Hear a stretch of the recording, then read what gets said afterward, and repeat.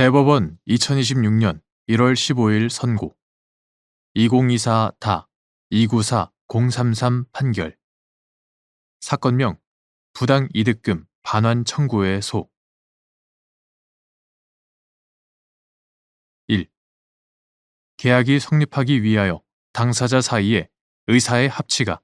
묵시적으로 이루어질 수 있는지 여부 적극 및 이때 요구되는 의사의 합치의 정도 일반적으로 계약이 성립하기 위하여는 청약과 승낙이라는 서로 대립하는 의사표시가 합치하여야 하지만 그러한 의사표시가 명시적이어야 할 필요는 없고 묵시적으로도 이루어질 수 있다. 이때 당해 계약의 내용을 이루는 모든 사항에 관하여 의사의 합치가 있어야 하는 것은 아니나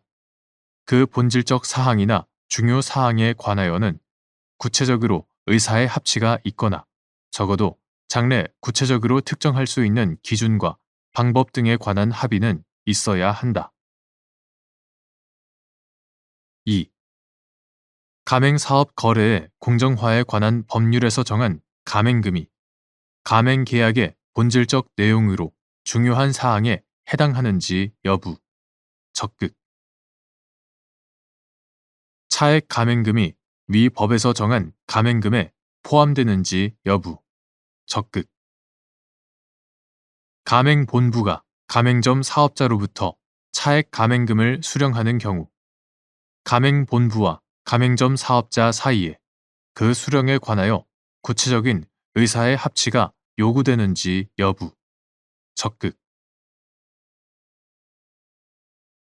가맹금이란 명칭이나 지급 형태를 불문하고 가맹점 사업자가 가맹본부에 지급하는 돈으로 가맹사업 거래의 공정화에 관한 법률 제2조 제6호 강목에 해당하는 대가를 의미하고 가맹금의 지급은 가맹계약의 본질적 내용으로 중요한 사항에 해당한다. 차액 가맹금 역시 가맹점 사업자가 영업활동 등과 관련하여 가맹본부로부터 공급받은 상품이나 재료와 관련하여 가맹본부에 지급하는 돈 중 적정한 도매 가격을 넘는 대가로서 가맹사업 거래의 공정화에 관한 법률상 가맹금에 포함되므로 가맹본부가 가맹점 사업자로부터 차액 가맹금을 수령하는 경우 가맹본부와 가맹점 사업자 사이에 그 수령에 관하여 구체적인 의사의 합치가 있을 것이 요구된다. 3. 가맹계약에 관하여 가맹본부와 가맹점 사업자 사이에 가맹점 사업자에게 불리한 내용의 묵시적 합의가 성립하였는지 판단하는 기준 가맹계약의 경우 가맹본부는 정보력이나 교섭력 면에서 가맹사업자에 비해 상당한 우위에 있는 경우가 많고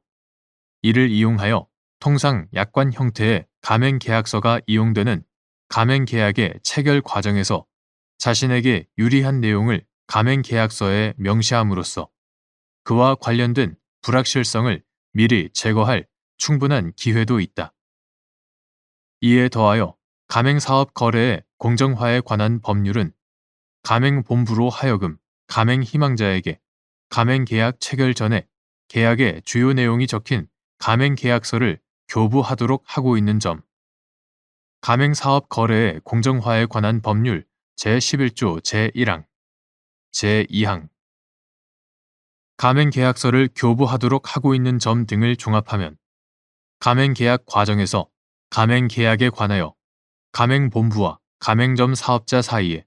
가맹점 사업자에게 불리한 내용의 묵시적 합의가 성립된 사실을 인정하려면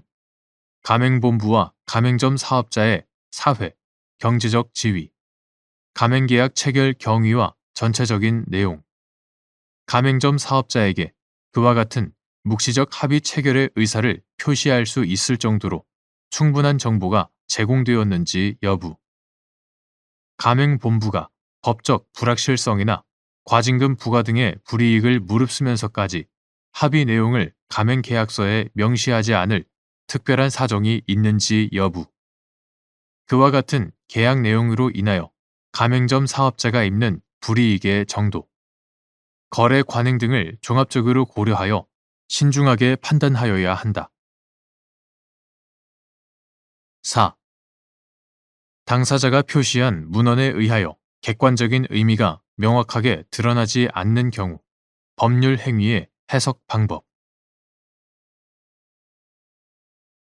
법률 행위의 해석은 당사자가 표시 행위에 부여한 객관적인 의미를 명백하게 확정하는 것으로서 사용된 문헌에만 구애받는 것은 아니지만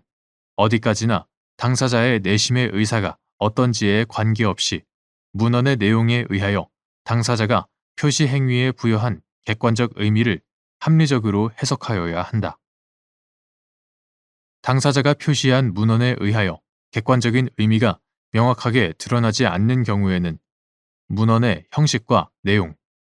법률 행위가 이루어진 동기 및 경위,